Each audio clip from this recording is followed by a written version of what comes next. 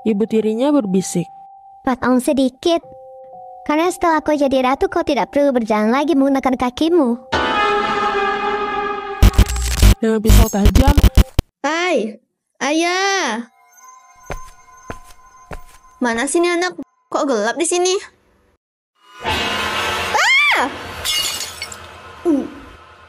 wow! Saksikan Hoba, horor bareng Ayah dan Yosa, hanya di channel Manimasi.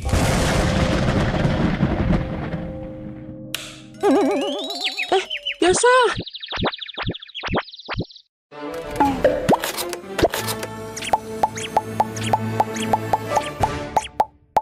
Apa kau tahu kisah gadis miskin yang menjadi putri karena sepatu kaca, yang menari di istana, jatuh cinta pada pangeran, dan hidup bahagia selamanya? Itu hanya cerita untuk anak-anak.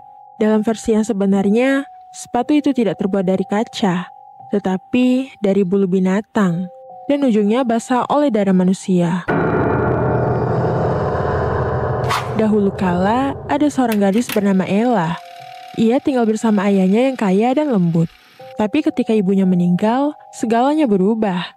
Ayahnya menikah lagi dengan seorang wanita yang ambisius, membawa 2 anak perempuan yang cantik di luar, tapi busuk di dalam.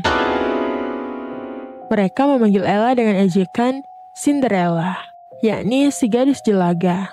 Karena setiap malam ia tidur di dekat perapian, menutupi tubuhnya dengan abu agar tidak kedinginan. Hari demi hari berlalu, Ella melayani mereka tanpa keluhan, tapi di matanya yang lembut, terdapat api kecil yang menunggu untuk bangkit. Suatu hari, datang kabar bahwa istana akan mengadakan pesta.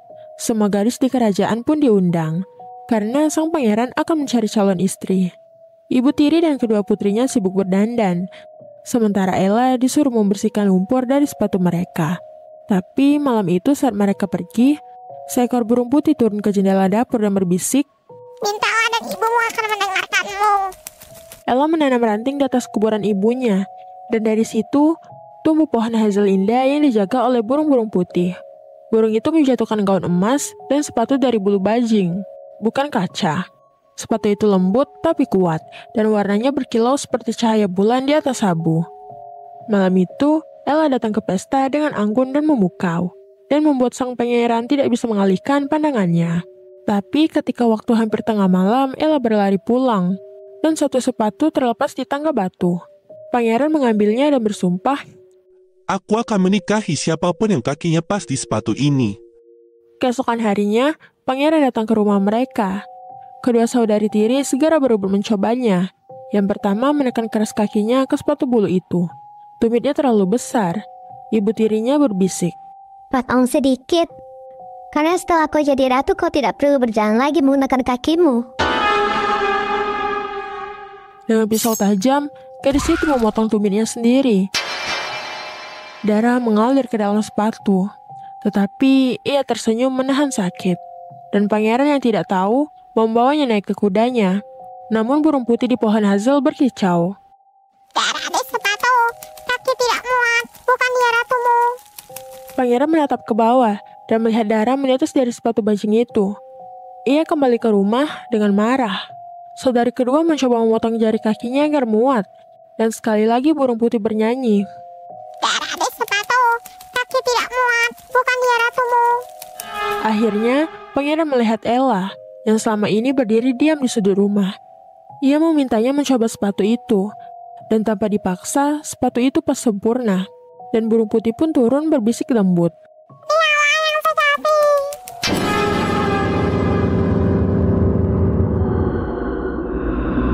Hari pernikahan pun tiba.